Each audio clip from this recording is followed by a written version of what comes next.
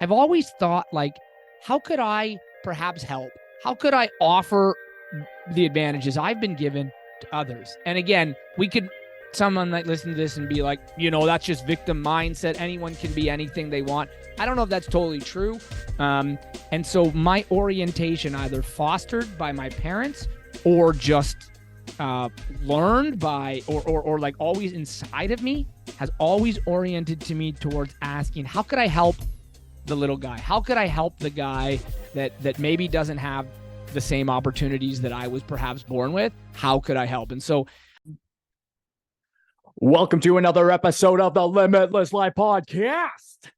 I'm your host, Kyle Smith. And if you have not done so, hit that subscribe button so that you never miss another podcast. And if you love this podcast, you want some more tips and tricks on how to improve yourself, go ahead and subscribe to my YouTube channel. There are a ton of instructional videos there. You can find the links down below. But before you do that, friends, I would like to invite you in on this beautiful conversation with this very, very fucking cool guy with a really badass name. And I swear it's not a super villain name. It's more of like the heroic Italian, not quite Italian stallion, Sylvester Stallone style, but pretty darn close. But I'm very excited to have this fella on. He is a teacher, I believe, and then he also runs his own fitness program for men of Bedrock, which I think is a freaking stellar name. And super pumped to have him on. It is with great honor that I will introduce Adrian Del Monte. it's very dramatic. It'd be nice to introduce that way when I walk into my house every day to my wife and kids. But thank you for having me. Yeah, my name is actually my given name, if you want to do the Italian stallion, is Adriano, right? Adriano Giuseppe Del Monte. My Italian roots are very strong. So thanks for having me here today. Yeah, for sure.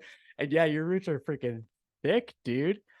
So getting right into the meat and potatoes of it, the question that I like to start my guests with is a fairly deep one, but how is it that you impact the lives of the people around you?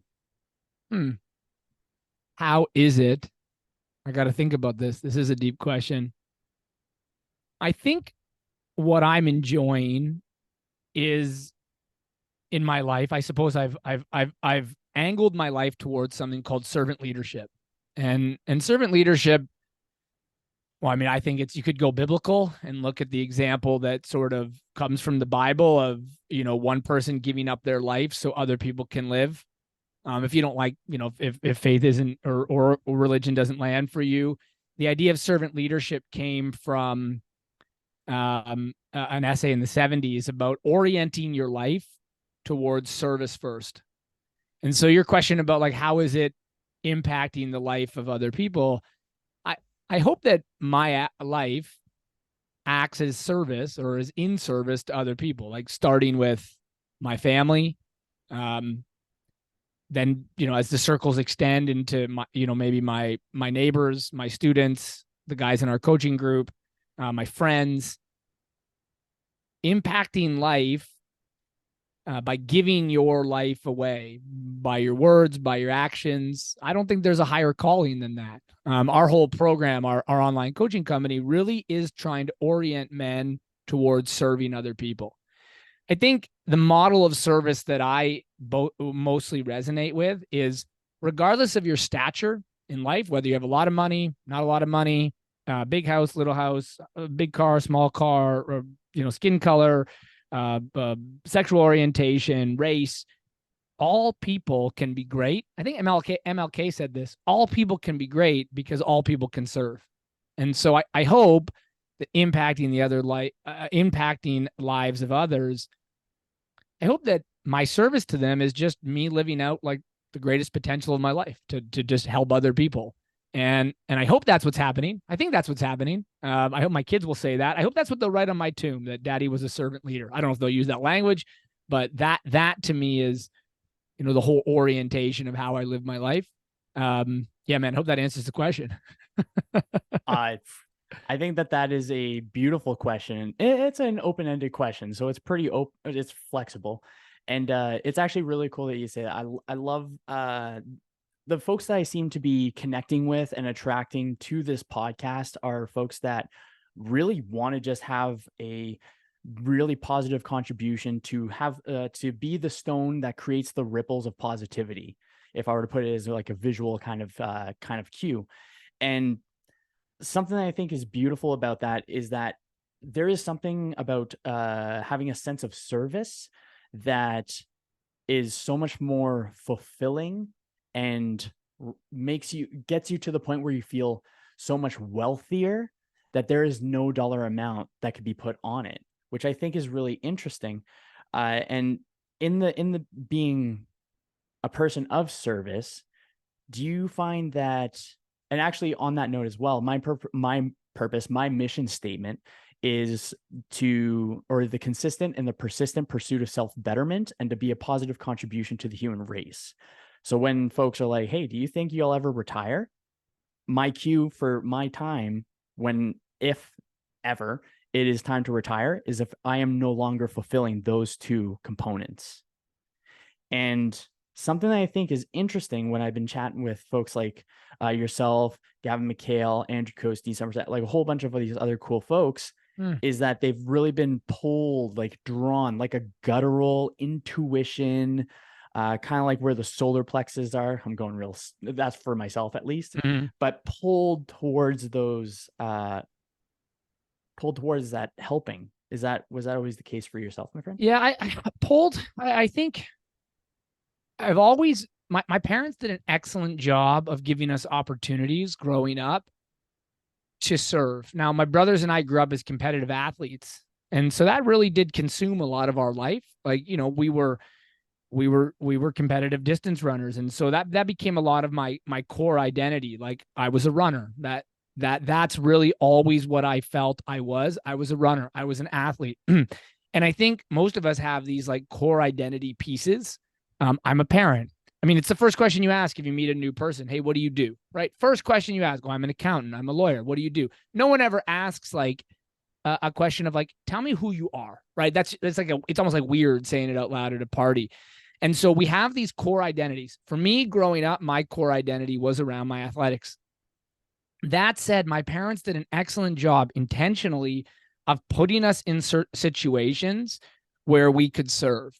We grew up in a faith-based home, but our faith wasn't like grounded in Sunday morning. It wasn't. It was grounded in service. And so, in high school, I went on like uh, we called them missions trips, but like trips where you would have gone to a low income neighborhood and served in a soup kitchen or had like a social justice oriented experience. And my parents, because we grew up middle class for sure, maybe middle class for sure, and so my parents wanted me to see that wasn't normal for everybody.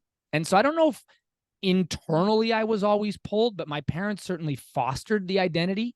Then as I've grown and learned about myself, a tool that's been highly valuable for me in self-knowledge is a tool called the Enneagram.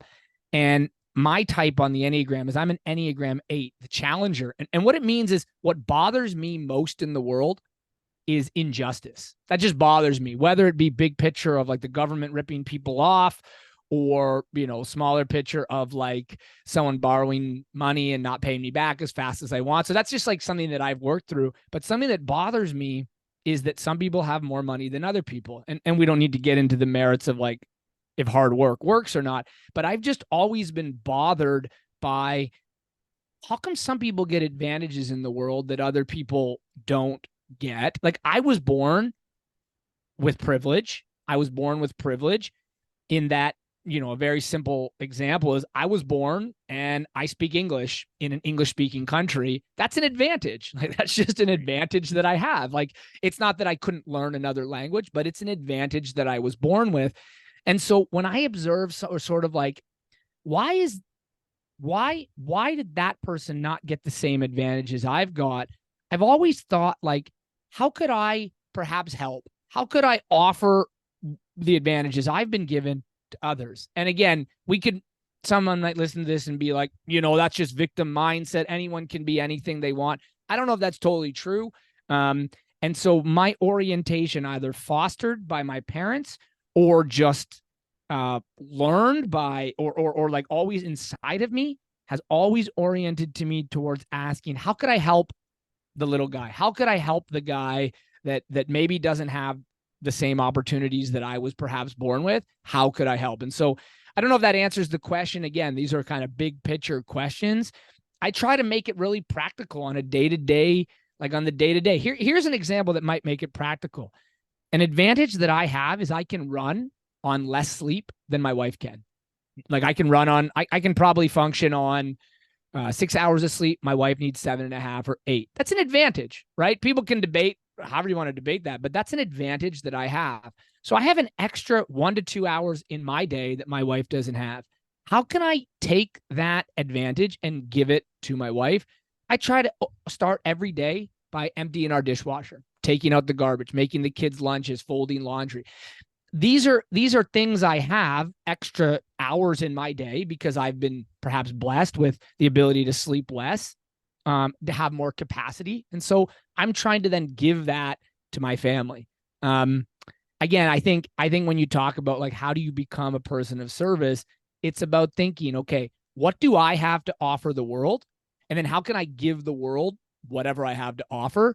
And for me, that works at a big picture level of thinking about my legacy and how I'm raising my kids. It also works at a day-to-day level of whether I'm going to take the garbages out, empty the dishwasher, or make the kids lunches. So I think it works on multiple levels. Hope that answers your question. Yeah, absolutely, dude. I think that was a really cool question.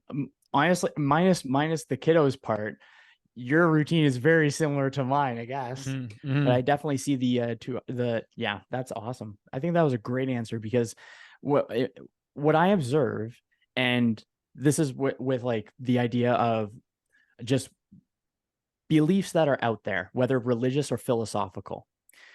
And one thing that I find that people get lost looking at the trees for the forest is that the common denominator I recognize that a lot of pretty much all philosophies and all religions have the common denominator of don't be a piece of shit human being. Mm. And I think that when people are doing acts of service from a place of desire rather than a place of obligation, I think that across time and space, like think of the Stoic philosophers, Marcus Aurelius being the most powerful man and being able to help Rome during his reign, and then his kid completely messing it up. And then you look at like historical figures like Jesus and being able to contribute to the space around him as well. The thing that I think is really important to remember is that the common denominator is being a person of service, and that is one of the higher points of self-actualization in my mind. Is when we have healed the self, we have the ability to heal others, however Yeah. that form of healing may manifest. And I think that that's cool, man. That's really cool. Well, that's what they're going to write. That's what they're going to say at my funeral, right? They're not going to talk about how much money I made, or they're not going to.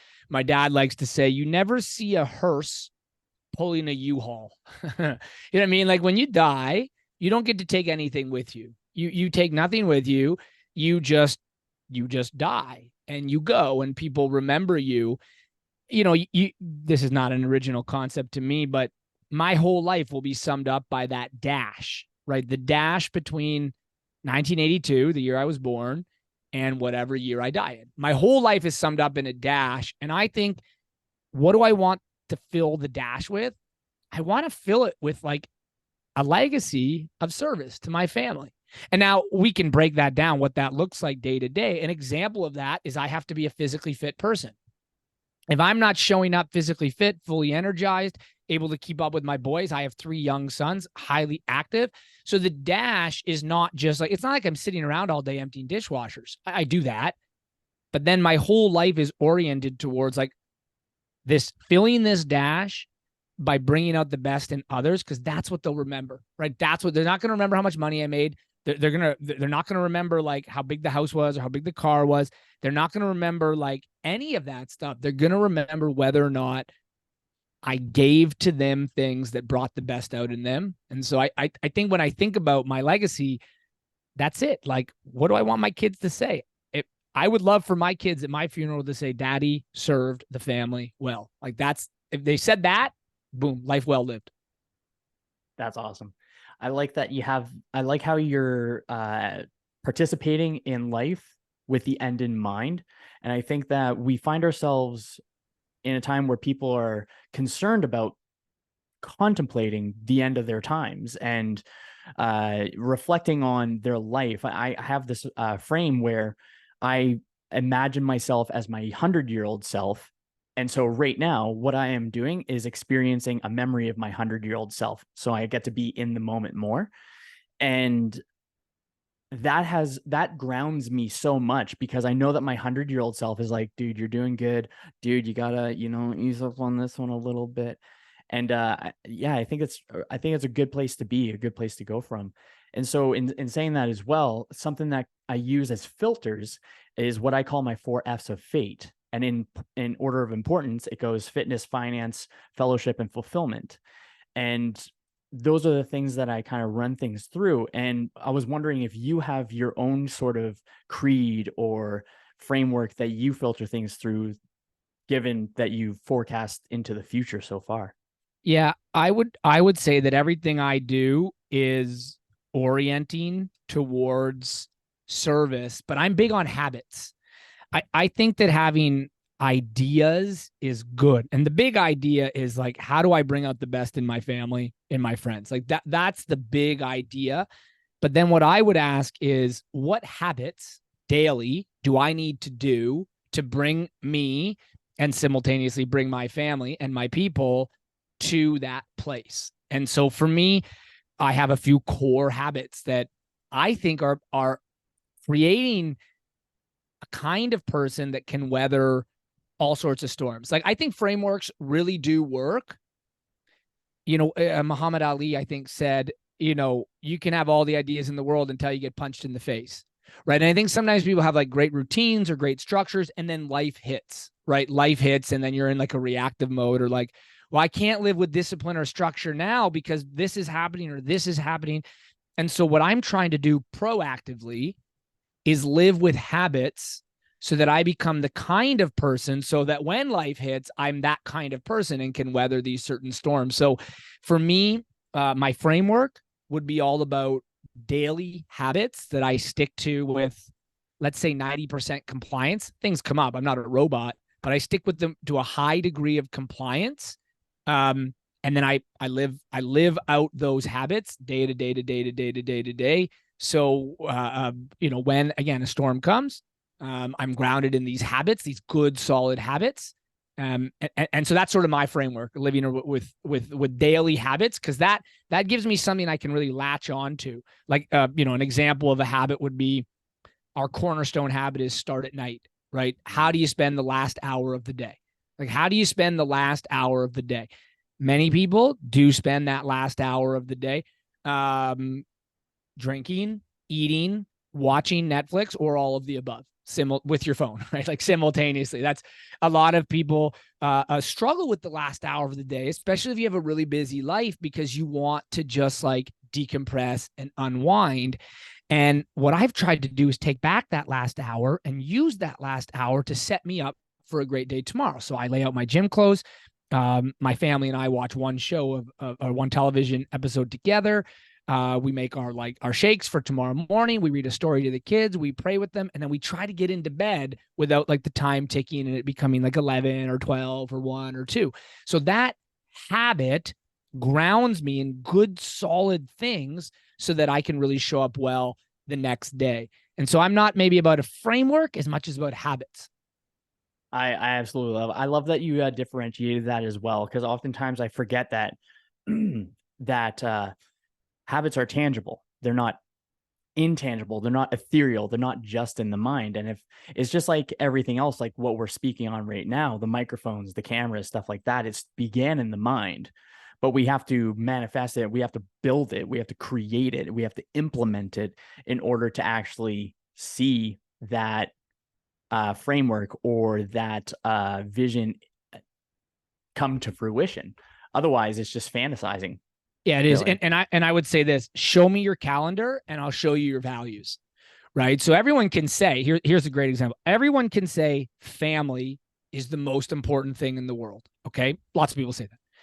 show me your calendar where family is slotted into your calendar, right? Like, when is family slotted into your calendar? So here's one example people can probably relate to, like a family night, right? A lot of people have like a family night. That's a habit. In our family, it's Friday nights. It's highly ritualized. My wife makes homemade pizza, and then we do something. Twice a month we watch a movie, and then twice a month we try to get out, like go mini golfing or go for ice cream or something like that. So when you look at my calendar and you see family night, well, then it's consistent with family is the most important thing. Oprah said, if your family, she has this quote, if your family can't find 1 hour a week to spend together, stop saying family is the most important thing. Right now, I think that's bare minimum 1 hour a week. We eat together every night, right? Like, we eat together. Now, depending on my son's soccer schedule, the meal might be at 5 o'clock or it might be at 6 o'clock. But again, it's in the calendar. And so if you want, like, I can tell you family is the most important thing in the world, but it means nothing unless it's in the calendar. What's on most people's calendars is work. You know what I'm saying? Like, it's work. Like, it's if even if there's not a calendar, that's typically what we fill our time with is work. Like, I work from 8 a.m. to 7 or 6 p.m. What would I say is most important to you? It's making a living, making money, right? Like, and those are important things. Your family needs to eat. I get that for sure.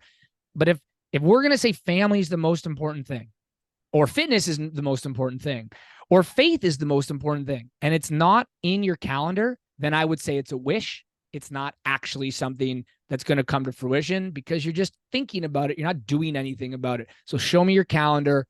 I'll show you your values. Dude, I love that. I've really been paying attention to that, as well as what is the highest priority value. Whatever someone sees as their highest priority value is what gets the most amount of time. 100%. I love how I'm going to steal that for sure. I'm going to put it in my back pocket. I will definitely make sure people know who I got it from. But No, man, that's not an original. fair An enough. Yeah, original that's idea true. for me. But as I've listened, coming into an online space, values have to correspond with action. So you can have these values. Here's another example. I prioritize my health and fitness. Okay, let me see your bedtime. I don't mean it as a challenge, but like, what time do you go to bed? What time do you go? You're saying health and fitness is important, but out of the last 5 days, 4 of them you stayed up till 1 a.m. eating microwave popcorn and ice cream.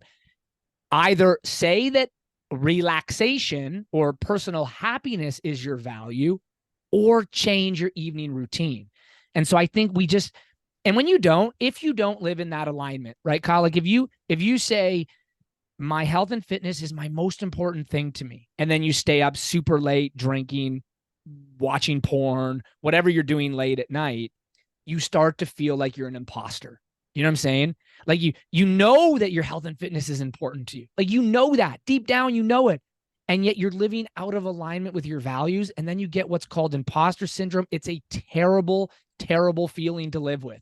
You just feel like you're full of shit. Like, so pardon my French, you just feel like I'm saying one thing and I'm not doing this other thing. And so I think when you can live in alignment with your values, it's such a more fulfilling way to live. And it's pretty easy, right? Like, if I say I value my wife and every morning I empty the dishwasher, boom. It doesn't have to be this like big, huge, enormous thing. That's enough. Like, this thing in my schedule, when I wake up, I come downstairs and I empty the dishwasher. I don't feel like a hypocrite saying I'm a servant leader because I did it. I can point to it in my schedule. I like that, dude. Because then you just have it right in front of you no matter what, and it's just Yeah. eyeballing you. And Habit so is then habit is powerful. You got if you can build a few cornerstone habits into your life, you don't have to do all of them. And in our program, over the course of a year, we install 6. Over the course of a whole year, just 6 habits. That's how we think they have staying power. But if you can get a couple habits that are super important, maybe for some people it's like praying before dinner, right? Like, every night as a family, we hold hands and we pray. Maybe that's your thing because you value like connection to each other. So you hold hands. You value faith in your home. So you want to pray. You value slowing. So you close your eyes. When you ritualize those things, even if it's this small thing, that takes 60 seconds, what I just described. it can have huge monumental impact simply because you then do it again and again and again and again. That's what habit is. Mm, I like that. On the note of imposter syndrome, where was it that you found that you seemed like the imposter the most, and then when did you decide this is it, done, and you went 2 feet in, deep dove into the freaking Well, that's a hard question, right? Because a yeah. lot of men, we work exclusively with men, but I think a lot of men can relate to these like make or break moments. So like growing up again in the church, we used to go to these events called Acquire the Fire. And so you'd go on a weekend and you'd get like huge, like you'd get like charged up and like everything's going to be different. And then apathy punched you right in the face, like a few weeks later or a few days later, I would say, a lot of people do this in January 1st, diet's going to be better. I'm going to go to the gym. I'm going to get to bed. And then the gym is usually empty by February. You know what I'm saying? Like, so these like, I don't know if I ever had like a moment where I said it's all going to be different, but in terms of overcoming some imposter syndrome, I would point back to my habits. I'll give you an example. I've become a coach online, and a huge part of what we do is fitness.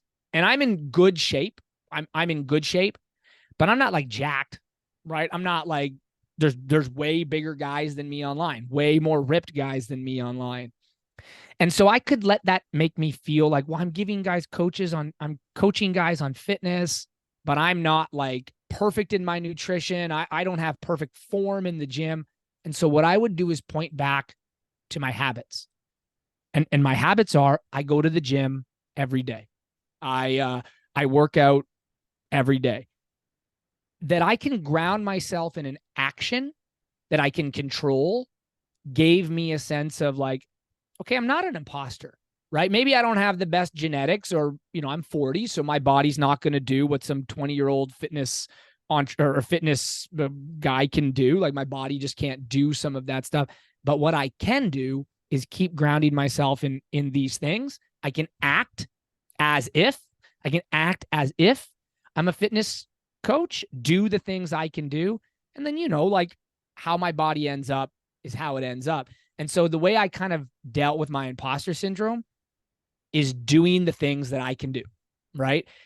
Can I control, let's come right back. Can I control what my kids will say at my funeral? No, I cannot. I'll be dead, right? Yeah. Can I control how people remember me? No, I cannot. But daily, I can read to my sons every night. I can do that. I can ground myself in that I'm a father who reads to my children. Will they say daddy always invested us at the funeral? I don't know. I can't control that. But what I can control and how I can deal with my sense of imposter syndrome is doing the things I can do day in and day out. That is awesome, dude. You've been dropping so much fire this episode. I am so stoked to go through it and clip it up. Like Yeah, yeah. Yeah, it so was good. pumped. It's I'm just good. like making notes, super excited. Yeah. Yeah.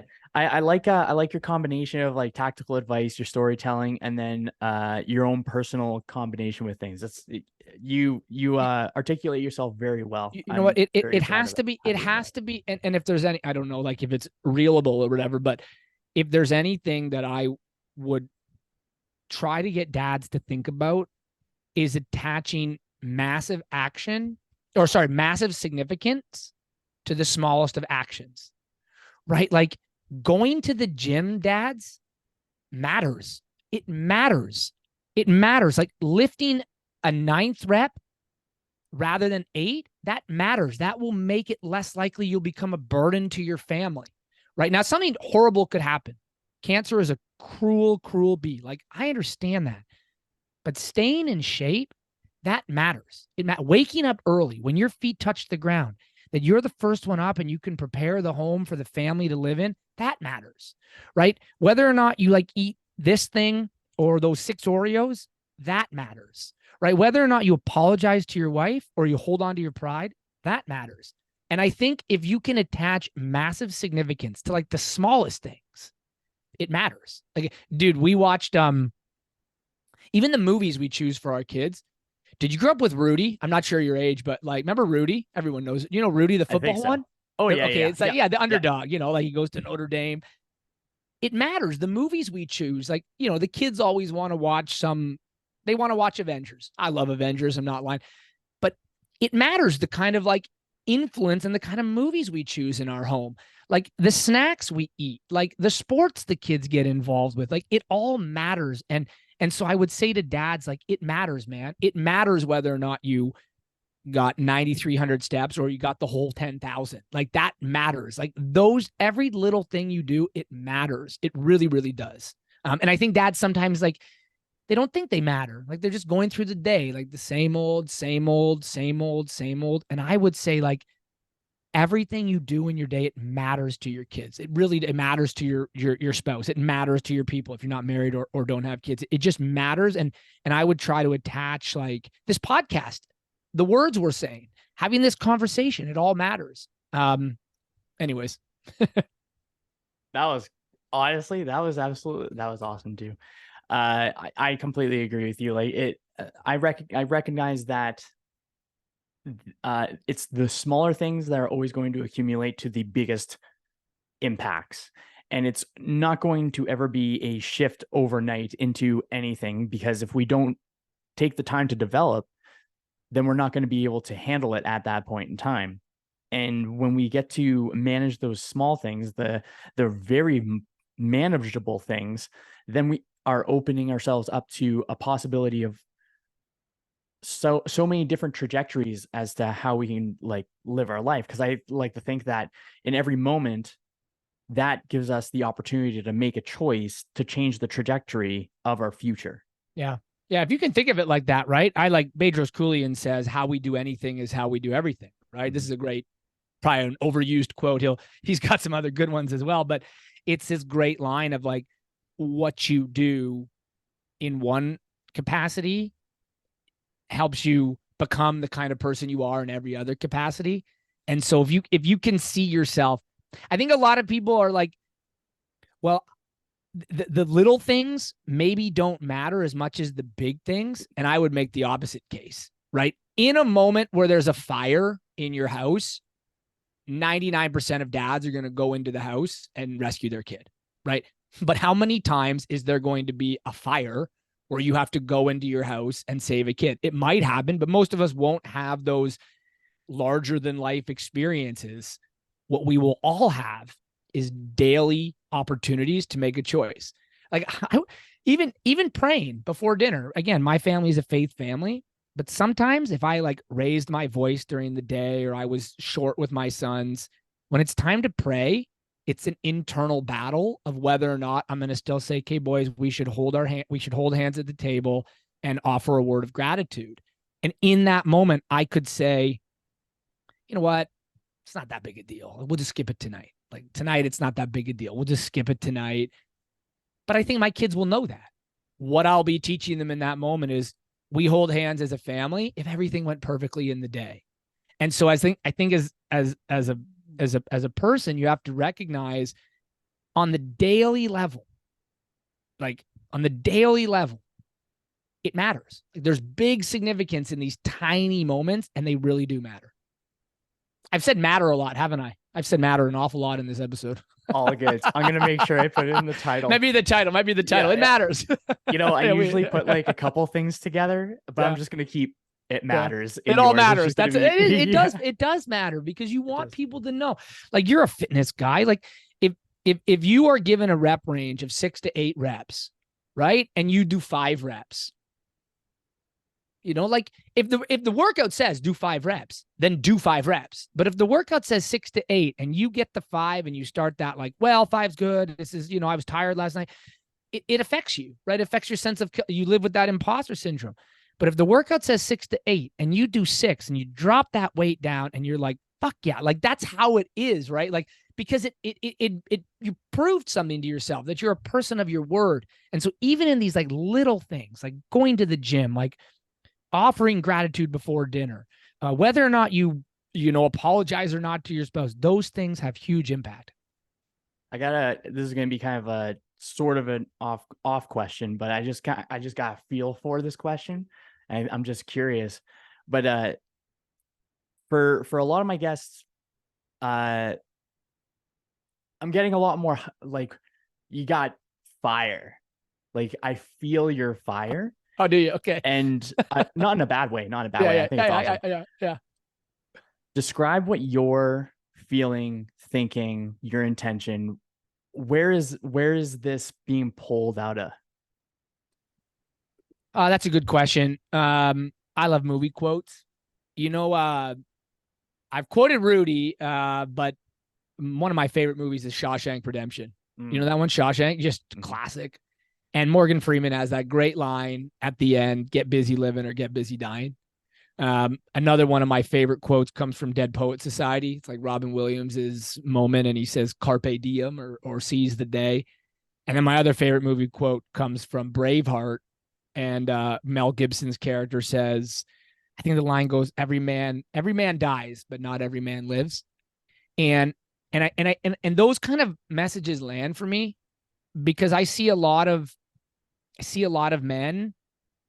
We work exclusively with men again, so I see a lot of men going through the motions. They're good dads. They're good men. Like they're solid guys. Like my wife would call them, they're good dudes. They're like nice guys. They would talk about, about good normal things. They're not like weird guys. They're like good normal guys. And yet I feel like they're not optimized. I feel like there's more they could give. They could be great. They could be great men. And I think a lot of guys don't believe it. They believe that they're doing well enough, and they are. I want it to be clear. They're doing their best. I think they're doing as good as they know how to do. And I think with some encouragement or some fire, maybe they could be doing even better. I think sometimes we settle a little bit, right? We settle for good when great is there. Like you could be a great guy. And it's weird to even say. Like I would say I'm a great dad. And someone's gonna hear that and be like, this guy's full of shit. This guy is arrogant. But if I don't have the core identity of a great dad, no way I'm going to aspire to be a great dad. It's like one of my high school students being ashamed to say I'm an A+ student, right? Like as if like, okay, that'll come across arrogant. But if they don't say I'm going to be an A+ student, then they're never going to get A+s. The best they might ever do is A-. And so I think we ought to shoot for the stars, right? If you shoot for the stars, maybe you won't hit the stars, but at least you're going to get close. And so the fire comes from, I see men living good, solid lives, and I think they could be even greater than that. Dude, I'm so glad I asked that question now. Yeah, good question. So just before we close up, going into the final two questions of the podcast, is there anything that hasn't been said, or is there anything that has to be said that hasn't been said? Well, that's a big question. That is I don't know. Trying to think what we haven't talked about yet or what's worth repeating. I, I would say one thing that I have learned as we're getting older, as I'm getting old. I turned 40, and that's become a bit of it's a moment of reflection. I'm as fit as I've ever been. I'm as energized as I've ever been. And 40 has given me pause. You know what I'm saying? Like it's just given me some opportunity to reflect. It's a milestone. 40 is a milestone birthday. And one thing that has become increasingly clear to me as I'm getting older is the importance of having a few strong people in your corner. A few very strong people in your corner. I think the days of like being popular are over. I think a lot of guys struggle with midlife because they're not like popular. Like they're still almost living back in high school where you're trying to like win over the affirmation of like everybody. You're trying to like win the pretty girl or, be the best athlete on the team or get the high marks. A lot of guys, I think, have left the high school years, but still have the high school mindset. And I think the way you transition out of that mindset that's oriented towards like, what can I prove to people, is to surround yourself with people who truly know you. And as I'm in my 40s, it's a small group, man. Like it's a small group of people. It's my wife. My wife knows everything about me. I trust my wife to know everything about me and not weaponize it against me. I think that's a good definition of friendship. When people know Mm. everything about you and they would never use it against you. So a couple years ago on my 38th birthday, my wife said, "What do you want?" I said, "I just want a day to walk, to go on like a long, long hike." And me and five of my friends, these are like my best friends. These are I'd call them my funeral friends. My funeral friends. They're the guys who, if I died, would take in my wife and kids. You know what I'm saying? Those are those guys.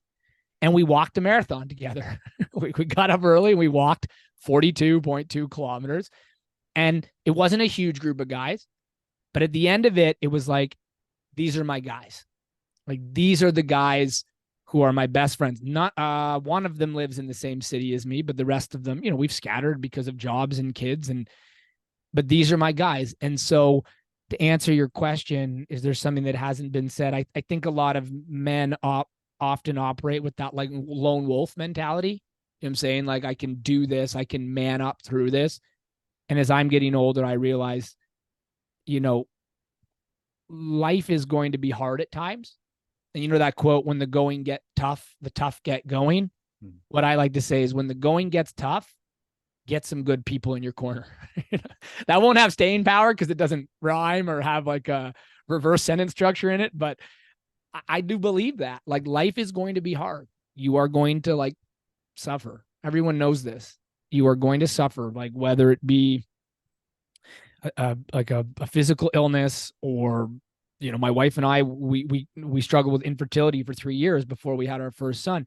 Those are hard seasons of life, and what got us through it was the people around us. And so if there's something that hadn't been said, I would want to double down on, like, if you're approaching midlife and you can say to yourself, I have two guys who are like my best friends, that's awesome.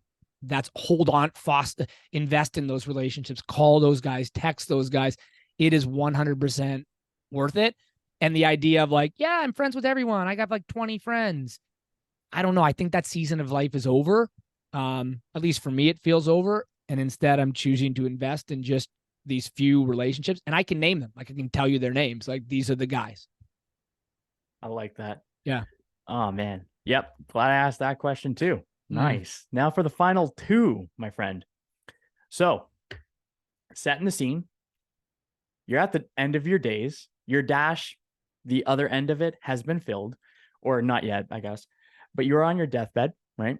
The people that you care for, those five friends are around you. What advice do you want to pass on? No content exists. This podcast doesn't exist. No, nothing exists. This is the last thing that you get to go for. Yeah. Oh, that's a big question. That's a huge question.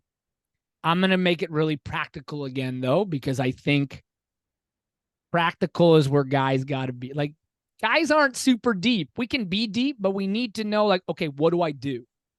So, something a guest on our podcast, his name was Jim Ramos, said to me, he said, is what you do between 6 p.m. and 9 p.m. is what they're going to write on your tombstone. What you do between 6 and 9. And the reason I say that is these are the hours, might be 5 to 10, but the point is the after work hours. Those are the things that are going to matter the most.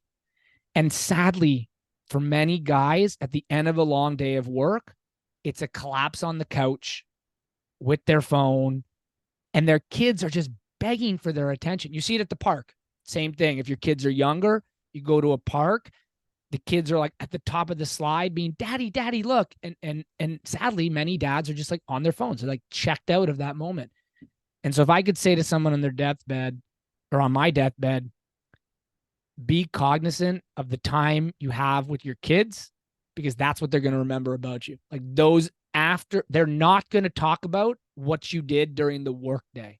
They're going to talk about what you did outside the workday. Nice. That's a great lesson, dude. And then the final question, the very best version of you, the greatest dad award, the very best version of you is sitting next to you, standing next to you right now, and wants to impart some wisdom for this season of your life. What advice is he going to give you? Oh, put your phone down. That's what I'm gonna say. Yeah, I think the phones are killing us. And this is a whole other episode. You should get the guys from the Arrow box, ARO box on your show. They developed this beautiful box to help create more connection. We had them on our show. They were wonderful. But if I had to say what's preventing me from living limitless, what's preventing me from living the limitless life, it's my phone feels more interesting than my actual life. That's what I would, it just feels like there's always a dopamine hit, right? There's maybe another life to impact, it feels like, or a podcast to do, or a buck to make, or whatever. And if I were saying to myself right now, this season, because my kids are going to move out, you know sooner than I'd like, and go on with their adult lives, put your phone down. That's what I would say. I don't know how practical you wanted it, but that's what I would say. Put your phone down, live your life, be fully present. Well, folks, that's what I've got for you in today's episode. Where can people find you, Adrian? Yeah, so I'm pretty much exclusively on Instagram. Our handle is Men of Bedrock, Men of Bedrock, and what we do in Bedrock is we help dads establish like cornerstone habits for their fitness, for their family, for their faith, so that they can become the bedrock that that their whole family can build a legacy on. So Men of Bedrock. We also have our own podcast as well. It airs under my brother's name, Vince Del Monte. So it's the Vince Del Monte podcast show. Those are the two places I hang out exclusively, I guess. Sweet. Well, folks, that is what I've got for you in today's episode. And if you love today's episode, please do me a favor right now. Take a screenshot, share it to your Instagram stories, tag me with my handle at DapperDudeKyle, along with at Men of Bedrock. That is one of the ways that we grow. And until next time, keep up the kindness, and I hope your day treats you as good as you look.